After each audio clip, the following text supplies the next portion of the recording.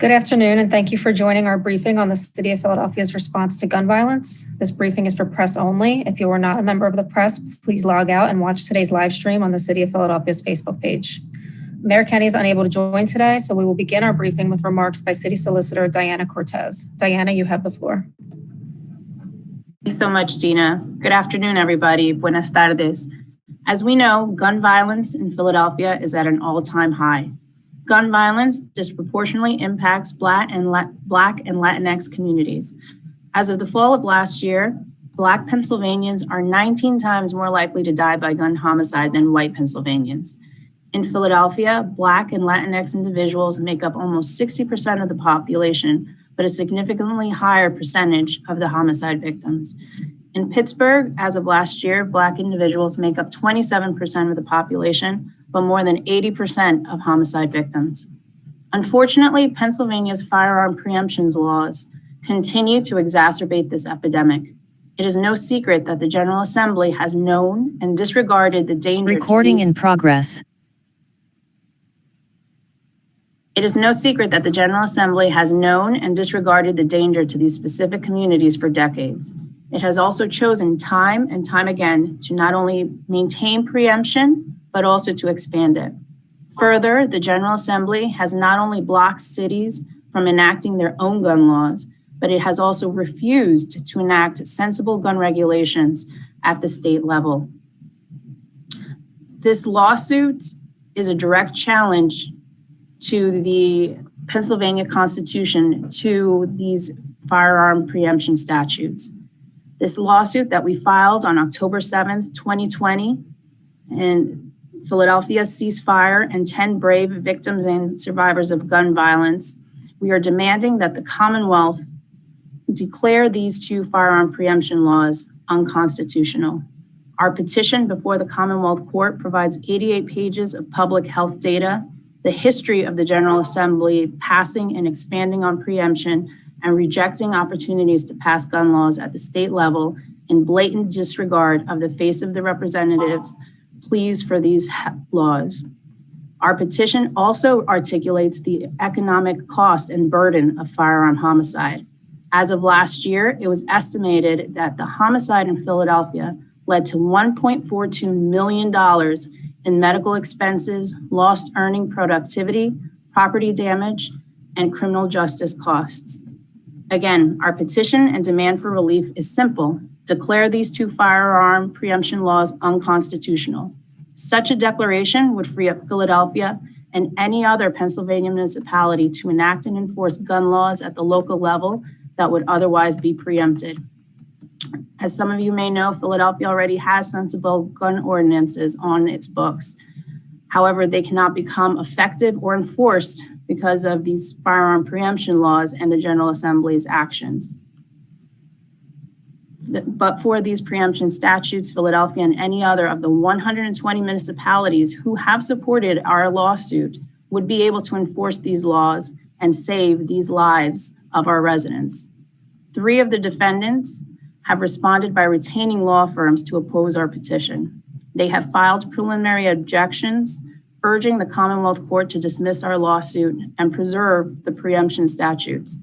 The Commonwealth Court has scheduled an en banc oral argument for June 9th of this year at 9:30 a.m. via WebEx.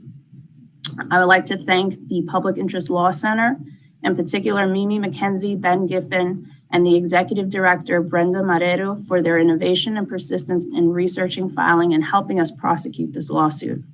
I would also like to thank Hogan Levels, who has been working with us pro bono, in particular Stephen Loney and Alex Bowerman, who have worked endlessly in researching and drafting this petition in our opposition briefs and in preparing for this argument. The city appreciates their partnership in this monumental lawsuit. We look forward to continuing this important fight to empower Philadelphia and all other municipalities to pass their own local gun laws and to protect against this devastating epidemic. Thank you. Thank you, Diana. Now we'll turn it over to Erica Atwood, Senior Director for the Office of Policy and Strategic Initiatives for Criminal Justice and Public Safety. Good afternoon, everyone. I'm going to talk a little bit about our plans for Memorial Day weekend, as well as some upcoming programs that we have that we'll be launching. So first, while we hope for a peaceful, fun, and love-filled weekend, we cannot ignore the probability of gun violence in our neighborhoods.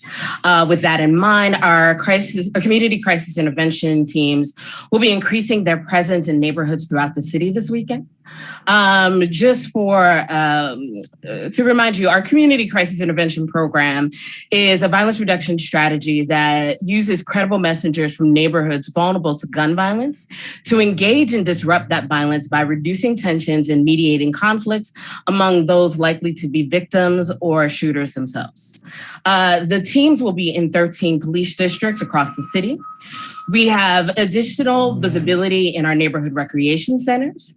There will be approximately 35 team members out on Friday and Saturday this weekend, with an additional 7 and 10 on Sunday and Monday that will be on standby to respond to particularly serious incidents.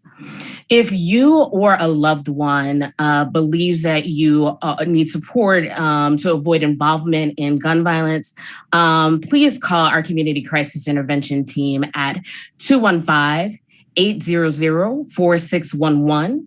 And within 24 hours, a member of our crisis team can host a meeting to mediate neighborhood conflicts. And we can also offer you opportunities to connect you or a loved one to support programs as well as counseling. Again, that number is 215-800-4611. However, if you are in immediate danger, please call 911. So we are shifting gears. We are happy to announce that we are opening a new call of targeted community investment grants on June 1. The new entries will be the fourth round of our grants. We have made some changes to the grants. The range will now run from $1,500 to $50,000. We are specifically focusing on supporting new and existing programs that will prevent or reduce gun violence, especially among youth and young adults who are at the highest risk in the most vulnerable neighborhoods. This announcement comes just 2 months after we named nearly 30 community organizations that we invested close to $400,000 of funding for the summer for violence reduction programs. The targeted community investment grants are managed by the Office of Violence Prevention in my shop, the Office of Policy and Strategic Initiatives for Criminal Justice and Public Safety, and administered in partnership with the Urban Affairs Coalition. A special emphasis will be placed on funding programs that can meet the mentorship, educational, employment, and trauma-informed care needs of young men between the ages of 16 and 34 in the areas most vulnerable to high instances of gun violence.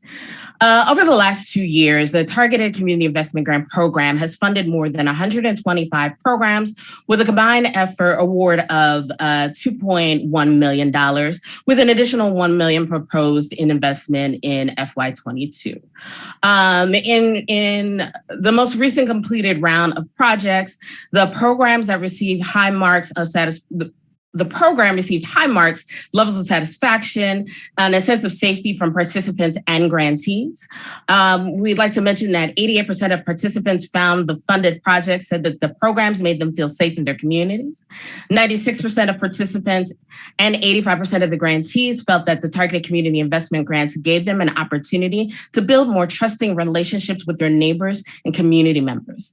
98% of the participants would like to see more programs like the one that this, and 83% of the grantees would lead future projects like this one. Again, applications open on Tuesday, June 1. You can find more information out about these programs on our social media pages, and we'll be sending out more information. Our social media on Instagram and Facebook is Philly Alive 215. And the cohort will open, the applications will open on June 1 and close on Friday, July 23rd, with organizations being selected to fund during the fall of 2021. And last but not least, I'd like to introduce a partnership with the City of Philadelphia and Temple University Hospital Safe Bet Program. In an effort to reduce the number of accidental shootings, specifically of our children, we've partnered with Temple University's Safe Bet program. And I'd like to hand it over to Scott Charles to talk more about the program we'll be implementing this summer.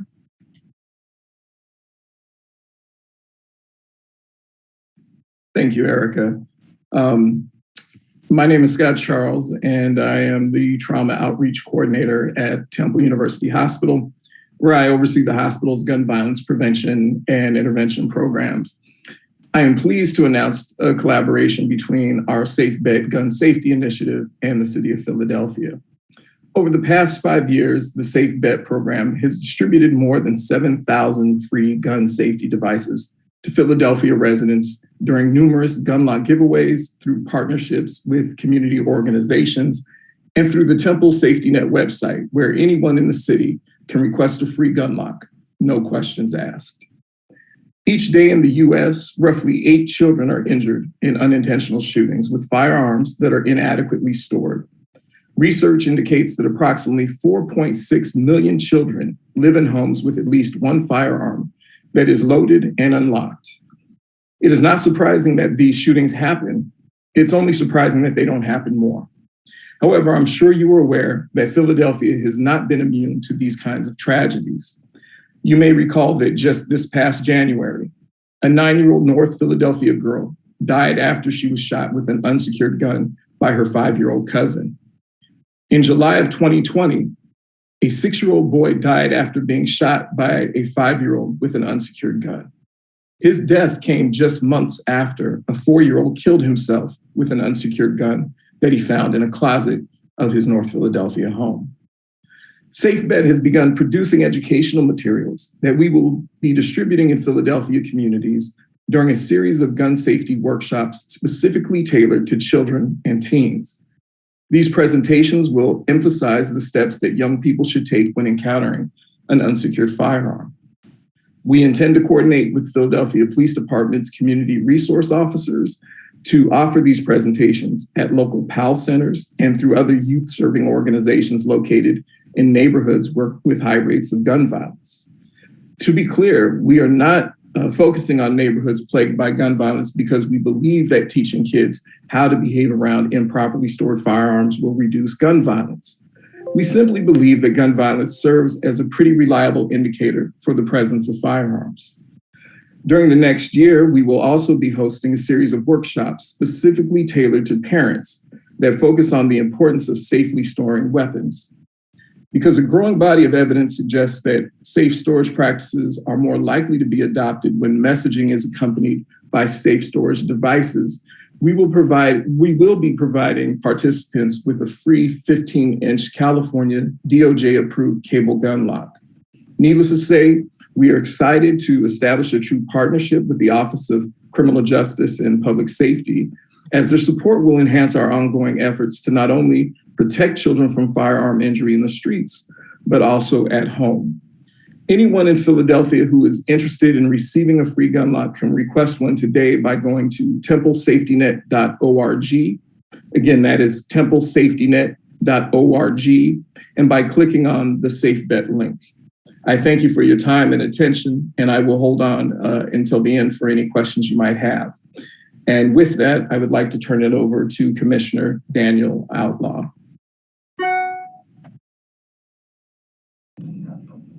Thank you, Mr. Charles. Good afternoon. We know that the warm summer months bring more opportunities for people to gather and enjoy the weather outside. After a year in isolation and with the city reopening soon, I fully expect that we will see close to pre-pandemic gatherings on our streets, at restaurants throughout the city, and in city parks and recreation centers. As an agency tasked with public safety, it is our responsibility to ensure that everyone can enjoy the warmer weather as safely as possible. Ahead of Memorial Day, we will be increasing our patrols throughout the city, including our rec centers. Officers will be conducting more security checks in business corridors and patrolling hotspots throughout the city. I encourage the community to engage with these officers, talk to them, give them information on the trouble spots in your neighborhoods. There's a good chance that you may know something that we don't. The more information that we have, the more effective we can be at doing our jobs. And acknowledging that relationships cannot be one way, we also recognize that our officers must do the same. And we continuously encourage them to get out of their vehicles and get to know those individuals living, working, or visiting the neighborhoods in which they work. In addition to increasing patrols, police will also be out enforcing traffic laws. Last year in Pennsylvania, there were 1,129 traffic-related fatalities. Here in Philadelphia, there were 111 motor vehicle-related deaths. With Memorial Day weekend signaling the unofficial start of summer, we know there will be more people out and about, whether enjoying leisure activities or taking road trips. Please, please, please, please, wear your seatbelts. Also, please slow down. Be mindful of your surroundings and exercise patience with cyclists with whom we share our roads. Over the weekend, Philadelphia reached a grim milestone, our 200th homicide. These numbers, these statistics are reported out so much, and they're so much more than a number. These lives that are lost are members of communities. Entire communities are affected, and families' lives are forever changed. The depth of these losses impact many. Our number of shooting victims are up 39% over last year. To date, there have been 815 shooting victims. 81 of these shooting victims are juveniles, 17 years of age and under. 81. We don't want these numbers to continue to trend in the wrong direction. So please, let's continue to talk to our young people. Let's be nosy and know what they're doing. It is our responsibility as parents, caregivers, service providers, leaders in our community to make their business our business. I'd now like to introduce Deputy Commissioner Joel Dales, who's the Deputy Commissioner of Patrol Operations, to discuss what police are doing and seeing in our pinpoint grids and what police will be doing in patrol during the Memorial Day weekend. He'll then turn things over to Deputy Commissioner Ben Nash, who's the Deputy Commissioner of Investigations, who will speak about several cases that we wish to highlight. Deputy Commissioner Dales. Thank you, Commissioner. Can you pull up the slides, please?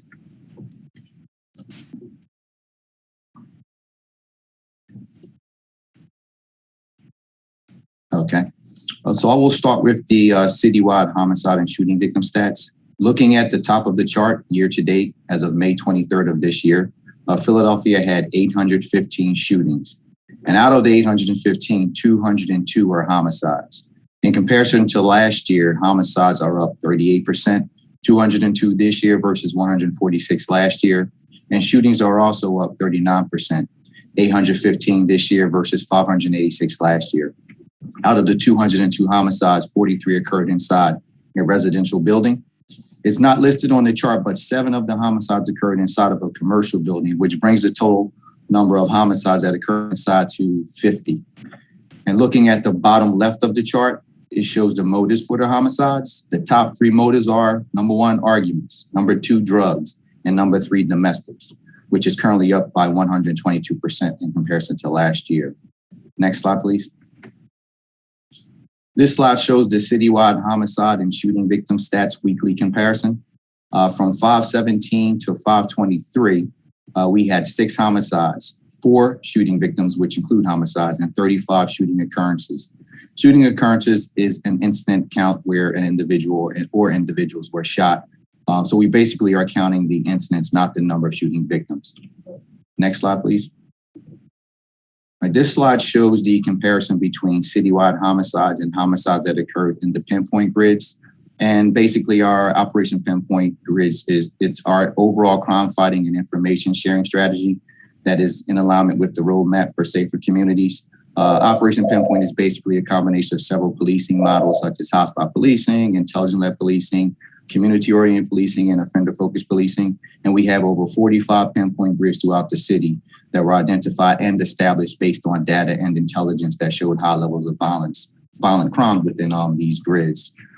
If you look at the top of the chart, it shows citywide homicides up 38%. And looking at the bottom chart, it shows Pinpoint Grid slightly up by 2%. Next slide, please. This slide shows the comparison between citywide shooting victims and shooting victims in the Pinpoint Grids. Citywide shooting victims are up 39%, and the Pinpoint Grids are slightly up 2%. Next slide, please. This slide shows the year in total VUF arrests for 2017 through 2021, through 2020, and the total VUF arrests year to date for this year from January 1st to May 23rd. VUFA is an acronym for Violation of the Uniform Firearms Act. So when I mention VUFA arrest, it basically means the person was arrested for illegally possessing a firearm. So in 2020, we reached an all-time high for VUFA arrests that totaled 2,324. And so far this year, we have 1,184 VUFA arrests. I would like to point out that this time last year, we had 724 VUFA arrests, which this year is a 64 increase. So if you look at the bottom chart, it shows that. Next slide, please. And as of May 24th of this year, 2,428 crime guns were removed in our city, and 232 were privately made firearms, which is also known as ghost guns. A crime gun is any gun recovered by the police as part of a criminal investigation. This number does not include guns from buyback or turn-ins. So I also want to point out that last year we recovered 1,758 crime guns by the end of May. Comparing that number to this year's number year to date, which again is 2,428, we're currently showing a 38% increase, which is 607 more crime guns recovered this year compared to last year. In reference to what PPD will be doing in the patrol district during the Memorial Day weekend, we will be increasing our presence in the Pinpoint Grids, hotspots, and park and rec centers, especially those that were impacted by gun violence this year and last year. We will also be watching out for illegal pop-up block parties and large gatherings throughout the city. So with that said, if you have any information that pertains to illegal pop-up block parties, please submit a tip via our telephone number, which is 215-686-TIPS.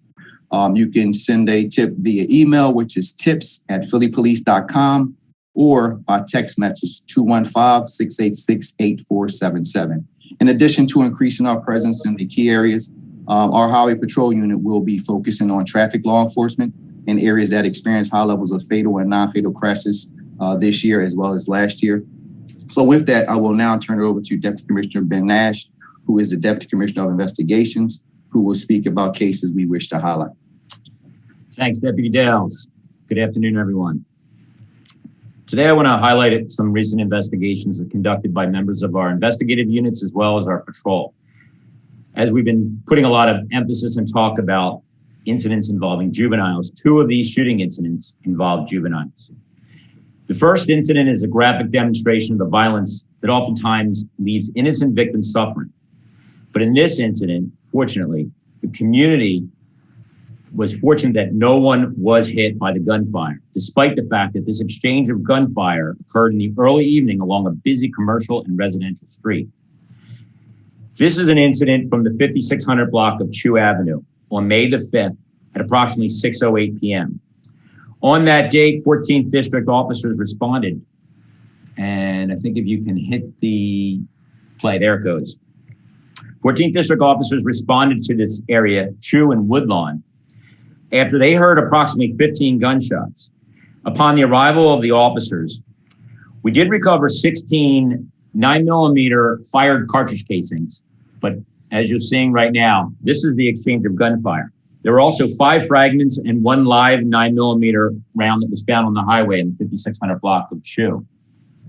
This incident is continuing as this other young man is run down the street. We didn't find any victims at the time. We did check the hospitals and it was negative for anybody that was shot from this incident. But this footage that you just observed from the 5600 Chew Avenue, it captured the incident and shows an unidentified male wearing a black Nike hooded sweatshirt. He walked outside of a store. He was approached by another male wearing a gray hooded sweatshirt. There was a brief conversation and both males drew handguns out, started shooting at each other. At this point, the male in the Nike sweatshirt ran across the street onto the north side of Chew. And then another male that was dressed in black exited the gray colored minivan That's up in the upper left-hand corner of the image. That vehicle, that male came out of the vehicle, began firing his gun towards the male that ran across the street. Both of the males fired at the male in the Nike sweatshirt, and they ran west along True Avenue. The vehicle that they arrived in drove off in that same direction, indicating there were at least 3 individuals involved in what appeared to be a planned attack. Investigators from Northwest Detectives have been able to identify one of the males involved in the incident, and that was a juvenile that was arrested as one of the shooters. We served search warrants and we recovered 3 firearms. We're still in the process of running a ballistics checks on the recovered weapons to determine if they were in fact the firearms that were used in this daytime shootout. We are still working to identify the male who was wearing the black Nike sweatshirt who pulled the weapon during the initial encounter. And despite falling in the street after exchanging gunfire, we didn't locate any shooting victims, so there's indications that he was not struck. So that's it for this video, but as you can see, it was very dramatic. I now want to provide some updates on some recent homicide investigations. And the first involves the arrest of this individual, Francesco Medina, that is shown on the screen. This is an incident that occurred in the early afternoon of April the 6th at the 800 block of East Madison Street in the 24th District. A 43-year-old male who was identified as Wilfredo Cuvertier was taken to Episcopal Hospital by a private vehicle. And when the police arrived around 1 o'clock, they found that he had suffered a gunshot wound to the chest. The investigation determined that Mr. Cuvertier got into an argument with a male who was subsequently identified as, who you see, Francesco Medina, 30-year-old male. And according to witnesses, Mr. Medina shot the victim in the chest with what appeared to be a revolver. Mr. Cuvertier was pronounced at the hospital.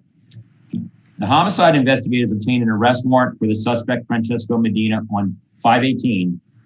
And the following day, our SWAT officers went to arrest Mr. Medina. They found him hiding in the basement of a house.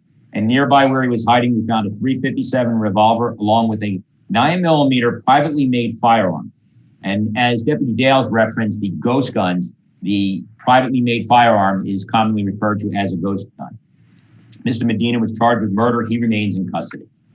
And finally, I want to speak about a very violent incident that occurred just this past Mother's Day during an especially violent afternoon. The image that you see is an individual named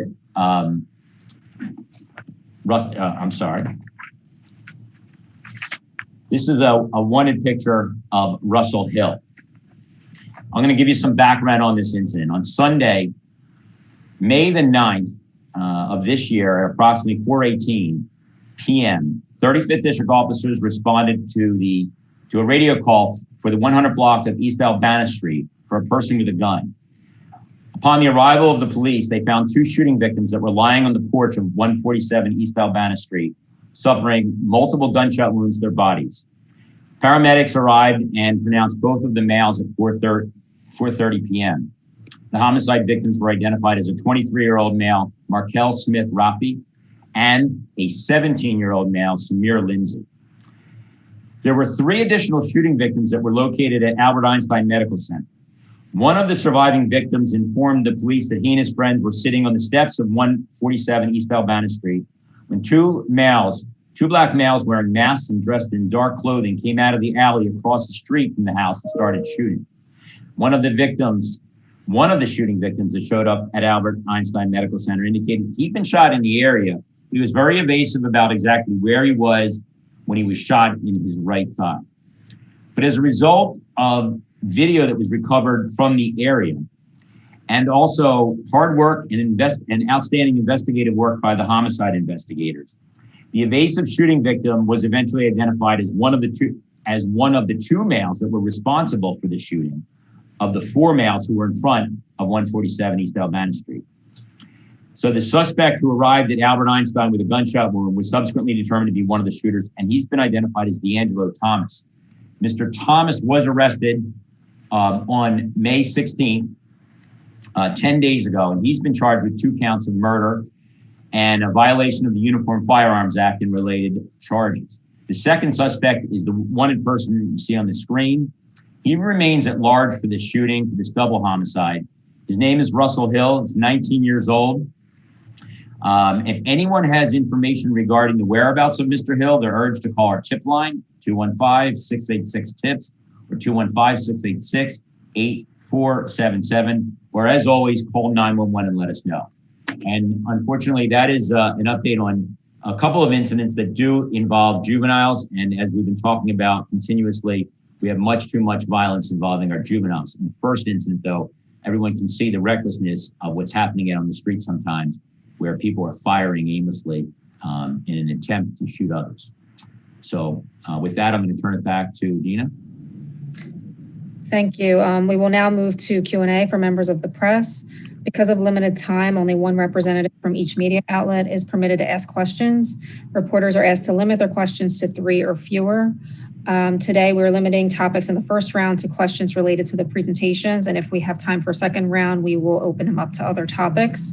Armando also has a hard stop at 2 p.m. So questions that require Spanish interpretation will be prioritized as well before that. So first up, we have Jeff Cole with Fox 29. Jeff, you're up.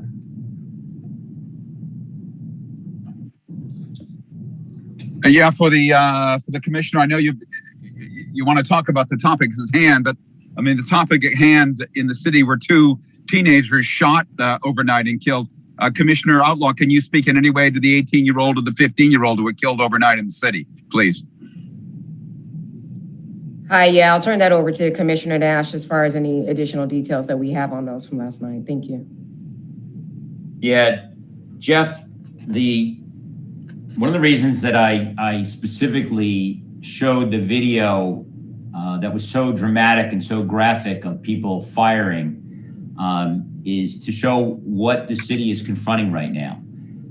Specifically regarding the late night shootings from yesterday, we don't have a lot of information at this moment. I can tell you that the 15-year-old was shot after multiple people approached him on the street. Every indication is that there was a targeted shooting at that time, and we're seeing that much too often. I'll go back to the video that I showed from Chew Avenue. There were at least 2 individuals armed with guns that got out of a car and approached an individual. There's no way that was a chance encounter. The fact that the individual in the Nike sweatshirt had a gun and opened fire at the same time as the individual approached him is indicative of the back and forth that's going on much too often. So while I can't give you any updated information about where we are any closer to arresting anybody, I can tell you that the continued violence involving young people is something that we're doing what we can to identify where the areas are that these may occur, but we don't have the answers at this time. And one of the reasons that we talk every couple of weeks about the violence in the city is to say we need help from the public, we need the community, we need families to get involved and help us to stem this tide of violence. That's as best as I can give you, Jeff. Thank you. I appreciate it. If I could, I think I get at least one other one for the commissioner, though. Commissioner, what are your thoughts about the weekend? What are your concerns about the weekend coming up, particularly with what Ben had just said, that there is this retaliatory nature and wildness in terms of shooting of people just, lighting up blocks and lighting up neighborhoods. What are your concerns? Yeah, thank you for that question. And my concerns have remained the same, regardless if it was the weekend, the upcoming Memorial weekend or not. We've been seeing these steady increases, quite frankly, over the last few months. We thought that the cooler weather would slow things down. It did not. We saw as we came into spring, that's when we actually saw a lot more of these increases as more people were coming outside. My concern is what I alluded to earlier, is that as we begin to reopen, as the city begins to reopen, we see more people on the street, more people are out and about, with their families, meaning we'll have more young people on the street as well. That a lot of these indicators, a lot of things that we're seeing that are driving a lot of these shootings, whether it's the arguments, the social media beefs, the open air narcotics and drug markets, may be exacerbated, which is why we are putting additional resources out, over the Memorial Day weekend and in the summer to come. I also want to make sure that as we officially approach the summer, that we are meeting our minimum staffing level requirements. We're currently reassessing to ensure that with vacations coming up and everything else, that we are properly staffed and maintaining the proper amount of resources to ensure that we can stay on top of what we need to. I think I get one more. Do you have any sense as to why there seems to be no inhibition to shoot wildly in neighborhoods now, where there doesn't seem to be any reservation at all of simply opening up? What that's about? Yeah, it's been that way for a while, actually. And you know, the shooting of children, some people have tied it to the pandemic and the psychological impact. Some people have tied it to the systemic inequities that have existed for many, many years here in the city. I don't think there's any one thing, but we're definitely dealing with the results of whatever these social determinants are. And when we are but one part of the solution. I will tell you, as disturbing as it is to see our victims becoming younger and younger, is also equally disturbing that we're seeing our shooters becoming younger and younger as well. Thank you. Appreciate it. Thank you. Mm-hmm. Thanks, Jeff. Next, we have Charlene Santiago with Univision. Good afternoon. 2 quick questions. Saludos, Armando. Mi primera pregunta va a ver si pueden especificar con el tema de los parques recreacionales, que sabemos que ahí pues acuden la juventud, en los sectores como el Distrito 24, 25, donde están principalmente nuestra gente, la comunidad hispana. Algo para resaltar, algunos centros que se puede esperar mayor patrullaje. I have 2 questions. The first question has to deal with some specifications or some updates in terms of security at recreation parks and recreation centers where our young people congregate, specifically District 24 and 25th, where the Hispanic community has a space in there. Are there any plans to have patrols in there? Commissioner Dales. Can you hear me? I'm not sure. No. Yes. Commissioner Dale, the question is whether the city is planning. I got it. I couldn't see myself on the screen. I don't know if you can see me now. So, yeah, we increased our presence around the rec centers before Memorial Day weekend. We actually started last month, which I mentioned every week we talk about this. There were 2 shootings in East Division, which I know they're concerned about, that occurred in the 26th Police District. I know the captain had a meeting with the community and now did have a conversation with the commanders, and they have increased their presence at these rec centers. The officers are instructed to get out of their patrol cars, go into the rec centers and sign patrol logs at those locations. So we are monitoring each rec center the best we can, because there are a lot. The ones that we are paying close attention to are the ones that experienced gun violence this year as well as last year. So those take priority in reference to how we police those rec centers, meaning some of those where we anticipate gun violence will have either a stationary beat or more frequent checks of that location. But overall, all police officers assigned to their respective zones in their districts, they are supposed to monitor these parks and rec centers. Sí, hemos incrementado la presencia policial en estos centros recreativos y lo hemos hecho antes del feriado del Día de Remembranza. En realidad lo empezamos a hacer el mes pasado.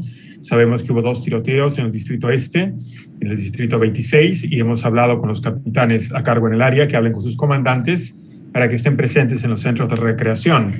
Ellos tienen que salir de su automóvil y hacer un patrullaje. También estamos teniendo un monitoreo más cercano de los lugares donde ya hubo violencia por armas de fuego. Este año y el año pasado estos sitios están teniendo prioridad y vamos a anticipar un patrullaje que sea más completo, justamente para mantener la seguridad en nuestros centros recreativos.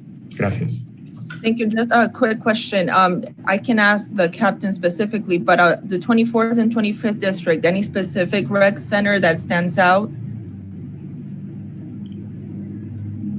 with increased patrolling? Would you like that interpreted? I was on mute. I'm sorry. Go ahead. Sorry, 4 times seeking. Were you able to hear the question? Yes, sir. So I would recommend that you reach out to the captains.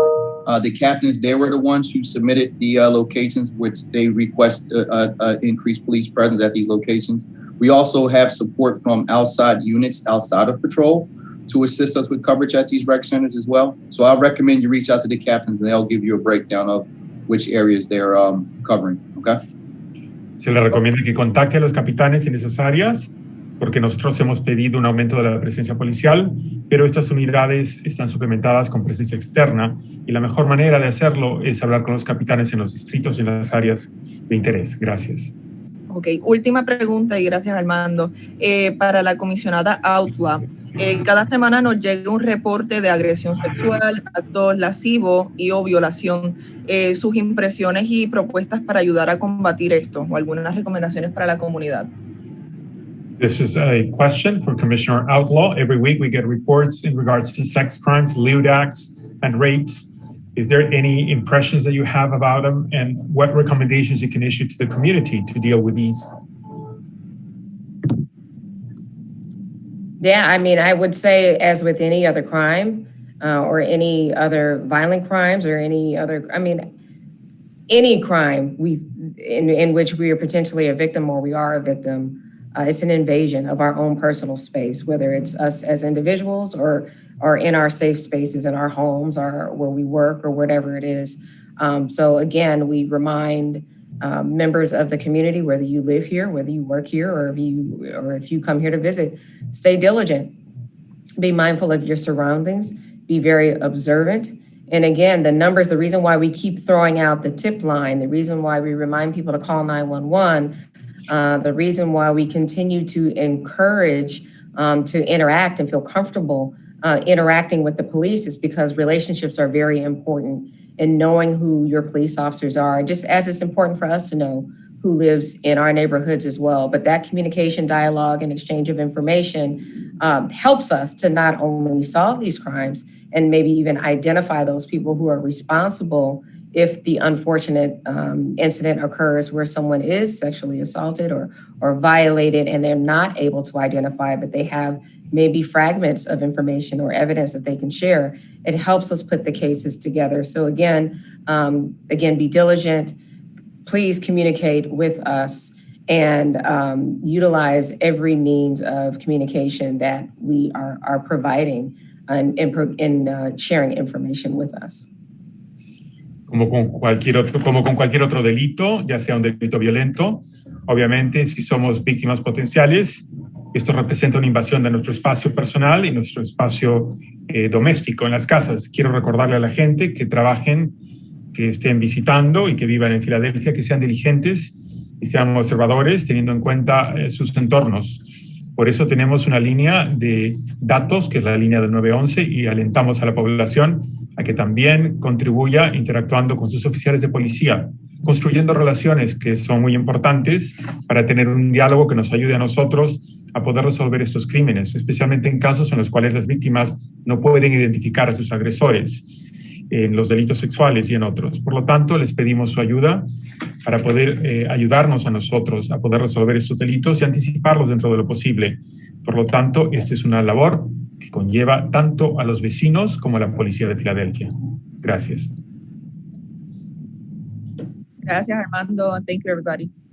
Thank you, Charlene. Next, we have Kristen Johansson with KYW.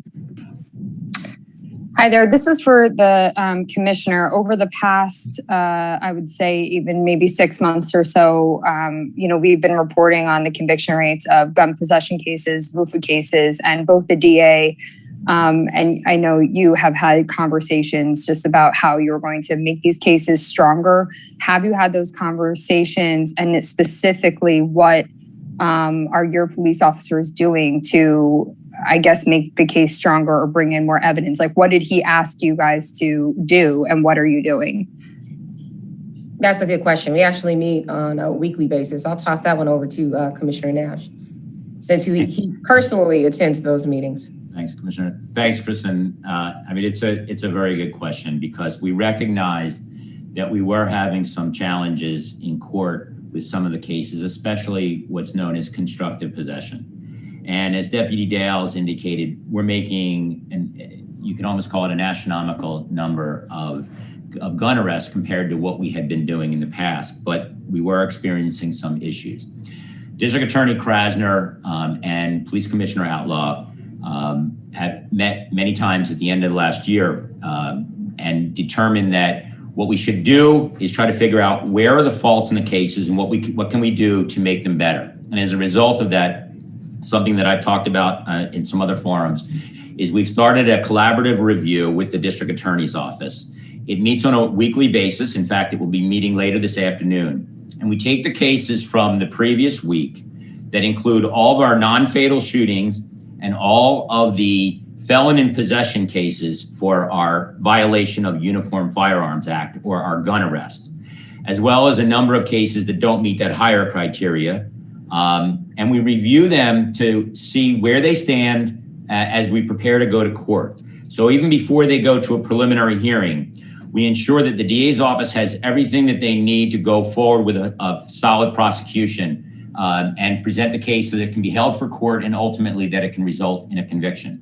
And although I don't have specific results to provide you because we started in December and we've gotten a high rate of the case, an extremely high rate of the cases held through the preliminary hearing, those cases, because of a number of factors, including the court slowdowns, have not actually made it through all the way to the trial process. So we don't have a point of reference to compare. But I can tell you anecdotally that what we're finding is that we're catching some issues that would have been devastating to the prosecution case moving forward.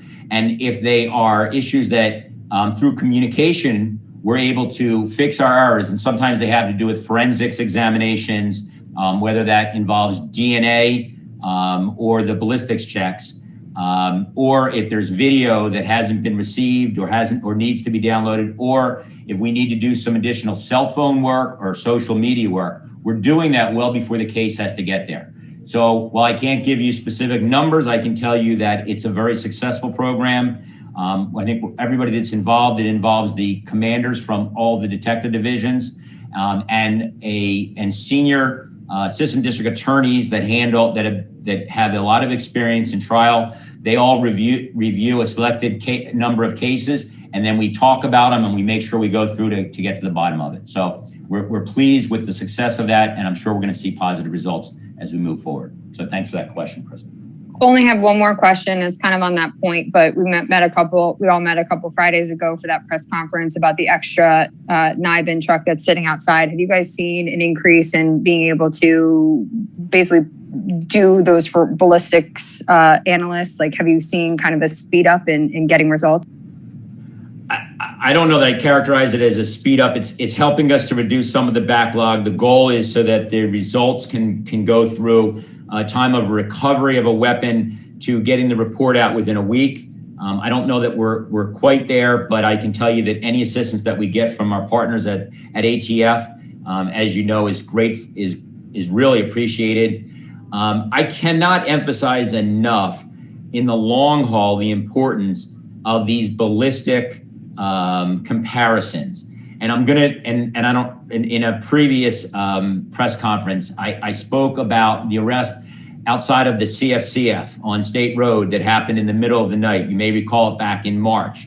A significant portion of that case was made by matching the recovery of a weapon from our suspect, Mr. Amin Hurst, back to the scene of the shooting. And as we move those to a quicker turnaround time, it helps us greatly with our investigation. So yes, it's great. It's extremely helpful. All of the help we're getting from ATF, hard to quantify, but we welcome it. And I can't say enough about how important that type of help is for our investigations. So thanks for that. Thanks. I'm done. Thank you. Thanks, Kristen.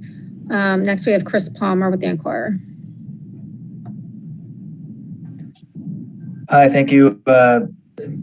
This might be for Deputy Nash. You referenced a little bit about the shooting of the 15-year-old overnight. I'm wondering if you have any other details on the shooting of the 18-year-old out in West Philly by the zoo. Do you have any suspects, any possible motive?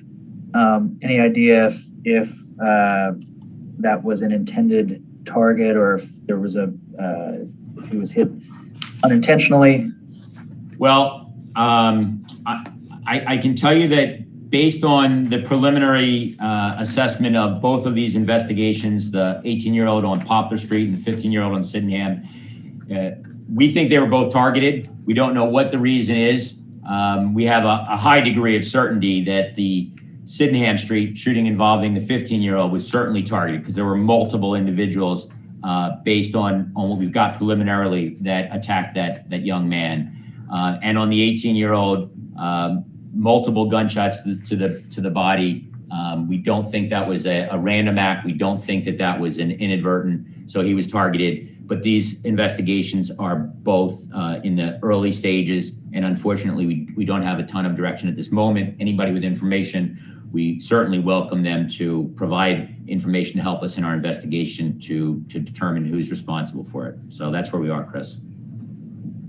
Thank you. And this is similar to something that you all have touched on before, but I mean, what would you say to individuals or parents in particular who are afraid for the safety of their kids on a weekend like this, especially as we head into summer? God, I would say that the parents should do the best they can to know what their children, their young adults are involved in. And the commissioner has oftentimes talked about keeping an eye on their social media posts.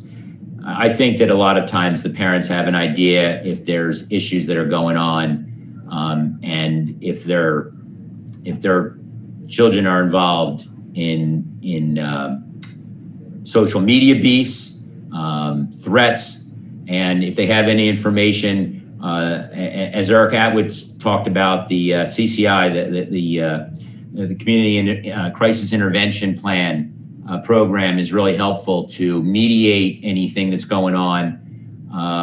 But I just think it's important for parents to talk to their children and let them know they're aware of what's going on out there and they don't want to lose them to violence. Have heart-to-heart discussions. The video that we presented during my presentation, I mean, for a number of reasons, I wanted that to be shown because at this point, we believe we are confident that at least two of the shooters are juveniles, and we think that all three of them may have been or likely juveniles. And we oftentimes are talking about how this violent crime is affecting our juvenile population and community in the city.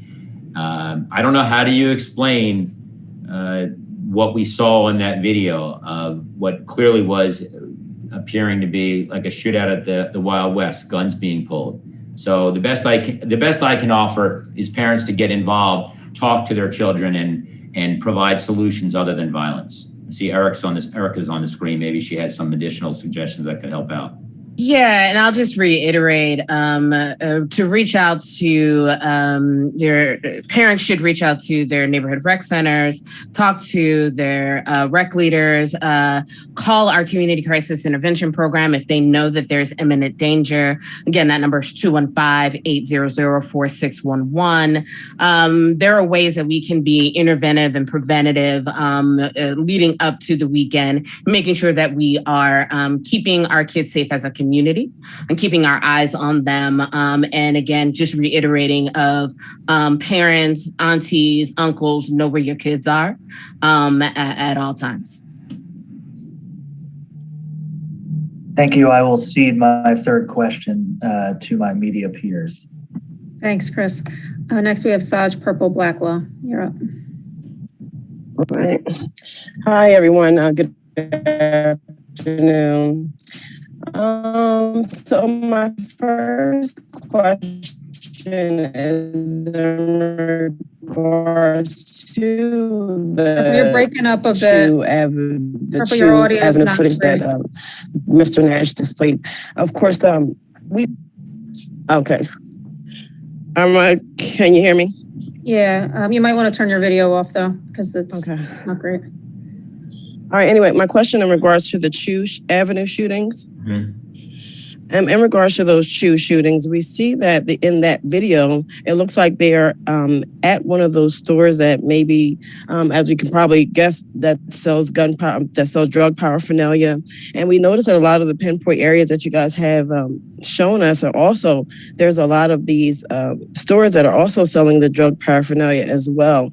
We noticed that when the Derek Chauvin trial came about, we were waiting for the rioting and protesting that did not happen, that there was a lot of, as you said, reassigned officers in these locations. Are we, again, thinking about these areas, which are high crime pinpoint areas, which a lot of them have these stores that are selling the drug paraphernalia, changing or, adding more of police officers for this Memorial Day weekend to those areas as well? So that would be the first question, because, along 52nd Street, there are cops there, but they never get out of their cars. I know they're probably instructed to get out of their cars, but people know they're like staples there, and they're always there, but they're never out of their cars. I can take that. So I'll have a I'll have a conversation with the captain of the 18th district. Which side of 52nd Street are you talking to? Is it south or north side? That will be, I guess, on both sides, actually. So up, down by, before you get to Waloosing, there's 56th and Arch. There's always, 52nd by the Arch Street, 52nd Arch. There's always cops sitting right there in front of those stores. They never out the cars. The people are continuing their drug activity. We know what's going on. And up by, if you go up closer to Malcolm X Park, those same stores, they're there. We know they're there. They're sitting there. They're never out of their cars. There's no intimidation at all going on there. There's no deterrence. Now, if they're engaged in illegal activity, I'm sure those officers supposedly get out their cars, but I'll look into that. If they're not doing anything illegal, then the police, again, they can't pretty much stop these individuals, but they can have a conversation with them. We would call it mere encounter. They can talk to these individuals, but I will look into that and find out exactly what's going on with that. But in reference to your question pertaining to these stores that are selling narcotics paraphernalia, we do have a task force, a nuisance business task force that we have in place, and we do focus on stores like that. We work with the state police, we work with the health department, L&I. So if you have a list of locations that you may know about, please send it to our tip line. You can send it to our tip line on our Philly Police website, or you can submit it to 215-686-TIPS. You can actually text it to that number. So please give us whatever information you have. We do have locations on our list that we are going to be enforcing the laws within those particular nuisance businesses. But if you have additional information, please get that information out to us. Absolutely. Thank you. And then my second question will be in regards to the uptick in motor vehicle stops over the Memorial Day weekend. Do we also have a plan, though, to make sure that those stops are not putting civilians in more danger, as we know from being the recent George Floyd anniversary, that's where a lot of the adversities come between police and civilians when they're getting pulled over for random things. As Councilmember Isaiah Thomas is trying to put forth Act 11, because we see that these incidences usually turn out bad with regards to police and citizens. Right. So with that, we are working with Councilman Thomas in reference to coming up with a solution pertaining to what you're talking about. But as far as this weekend is concerned, the police officers, the supervisors and commanders, we had deep conversations about making sure that they're doing the right thing out there. We're not violating people's rights. We are stopping vehicles based on reasonable suspicion and probable cause. So that was definitely reiterated, and it's going to be reiterated again for this weekend coming up, because again, we anticipate a very busy weekend. Thank you. And last question will be for the mayor. In regards to the budgeting for gun violence intervention and prevention, there are some talks that you are thinking more of, again, just talks about, you're thinking more of trying to get tax breaks to citizens instead of maybe coming forth with the number that a lot of community groups are asking for, towards the more closer to the $100 million. And I've talked about it before, but the $100 million investment into crime prevention for gun violence. Is it that you're considering tax breaks over gun violence intervention? Sarge, I didn't want to interrupt you, but the mayor's actually not on today. I don't know if he's speaking. But if you want to about that question to press at phila.gov, we can get back to you. Absolutely. So thank you very much. Sure. Next up, we have Layla Jones with Billy Penn. Hi, thank you. I just wanted to ask a question to Officer Nash, maybe, following up on the fatal April shooting on the 600 block of Green Street. Just wanted to know if you had any updates on that investigation. I don't have the particular information on that one. I will get your information and get you an email with where we are on that one. It'll take me a little bit, but I just don't have that at my end. Sorry. Okay, cool. I can send you all an email too. Okay. Yeah, send that to our public affairs and I'll get you a response on that, exactly where we stand. if I can't have it before the press conference is over. All right, thank you. Thanks. Thanks, Layla. Next, we have Lauren Make with NBC. Hey guys, good afternoon. Following up on what we were talking about regarding parents and what they should do, what would you say just regarding where kids can go? I know you talked about having increased presence at rec centers. Do you consider them safe? Are they safe places to go? Where is a safe place for kids to go these days? Yeah, I would say kind of our rec centers are safe. We are paying very close attention in partnership with our intervention teams and the police departments. We are making sure that we are patrolling and supporting our parks and recreation departments for children to be engaged. We have, if you look at some of our targeted community investment grantees, they provide a number of programs for children and youth and young adults in neighborhoods. And so that's another resource for folks to look to for programming and opportunities. There's I think one of the tenets of violence reduction is keeping the lights on. And while we are we're seeing violence in ways that we've never seen it before, it's hard to be it's harder to be disruptive when we are taking kind of our blocks and our neighborhoods and our stoops back. And so just encouraging us to be cautious, be aware, be vigilant, and pay attention, be diligent, but not, let's proceed with caution, but don't not go outside. And let's be more active and engaged. And that tends to be, activity tends to be a deterrent to violence. And secondly, regarding the cases involving young people, involving teenagers, what are you finding in terms of investigating those? I know that you've had trouble getting people to come forward with information. The fact that these cases involve teenagers, does that make it easier to get information, or does it make it more difficult? I'll touch on that. Lauren, I mean, to your question, is it harder or easier with juveniles?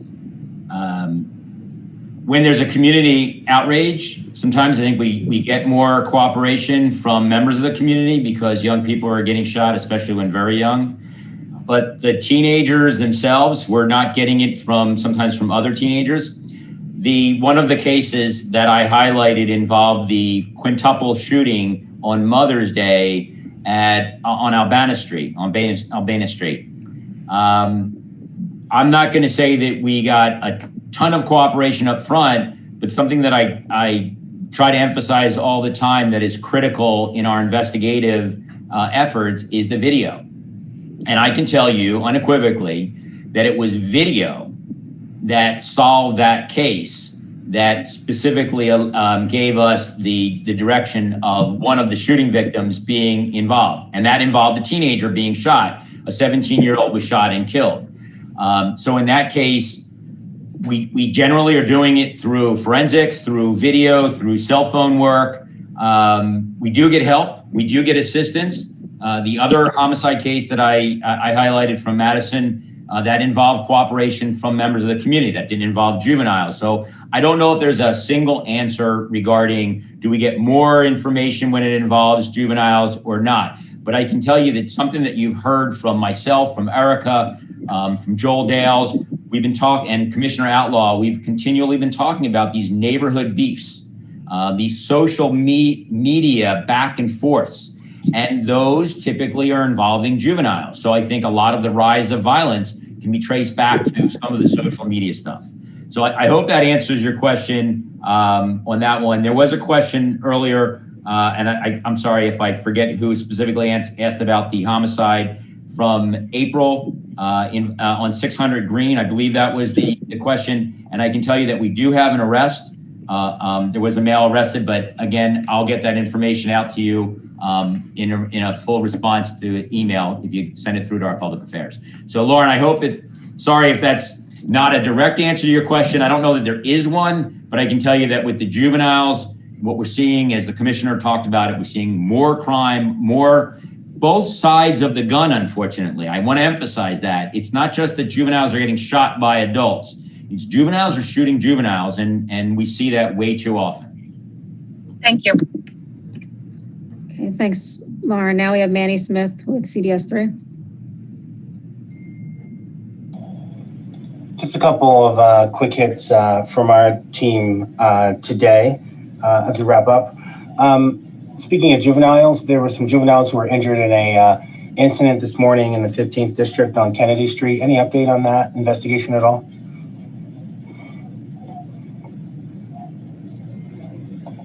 I'm sorry, I don't have an update on that. Send that through to public affairs. I'll get you what we have on that as soon as I have the information. Right, no problem.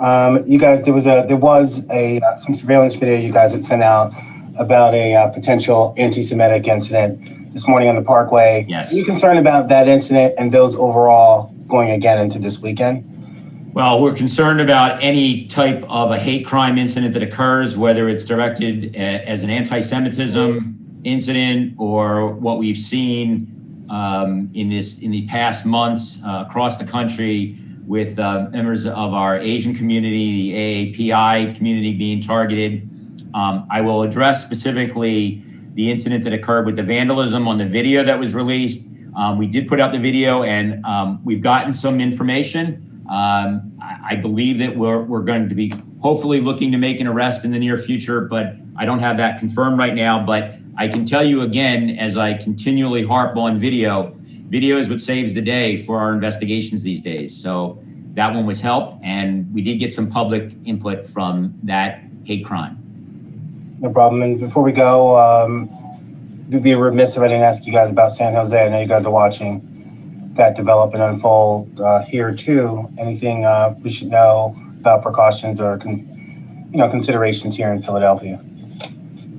There is no specific intelligence here in Manny about anything like that happening here. Obviously, we have a lot of resources assigned to allow us to monitor intelligence, what's going on in other parts of the country and in the world, obviously, if there's things that we should be concerned about. But, we definitely send our condolences to those impacted by the violence that occurred there. Obviously, I'm from Oakland. San Jose is literally a hop, skip, and a jump away from there. So very sad. We know the details are limited and it's still unfolding, but nothing indicating that anything like that would happen here. That's good news. Commissioner, I'll have you on in that sense of media accountability. I know you went over it before, but just so I can have it for TV, because we'll probably come to this thought a few times over the weekend. What is the main safety plan or concern for Memorial Day weekend from the department's point of view? Because I like you, Manny. Yes. Because I like you, Manny. Yes. No, and then Joel could chime in again if I miss anything. We're definitely increasing our patrols in many areas here for the Memorial Day weekend. We know this tends to be the unofficial jump off for the summer months. There tends to be not only more people out on the street, out and about, enjoying the weather and celebrating, but we also know that there will be more young people out, maybe with their families, taking part in a lot of the activities that tend to roll out with Memorial Day activities, so on and so forth. So again, we will have an increased presence in many of our neighborhoods through a variety of deployments and resources from the Philadelphia Police Department, and we will continue this throughout the summer. On a personal level, we wish you guys the best of luck too, probably for so many other journalists on this call too. We'll hope for a quiet, peaceful weekend. Yes. Thank you. Thanks for that, Manny. And finally, we have Aaron Massell with WHYY. Hi, I just had a quick question for Erica about the violence interrupters. You talked about there being 35 members out on Friday and Saturday. Those additional members, I mean, I know they have more total violence interrupters? And then when you're talking about Sunday and Monday, you just talk about, you said there would be folks on standby, but is that in addition to 35 members? We could just walk me through kind of what kind of numbers we're talking about and also where they'll generally be. Sure.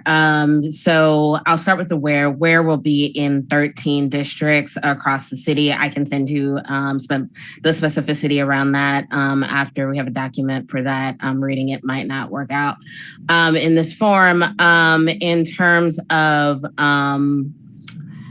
numbers of, and I'm reading a memo from our team around preparation. So deployment scheme for this weekend, it will be 35 in total out on Friday and Saturday.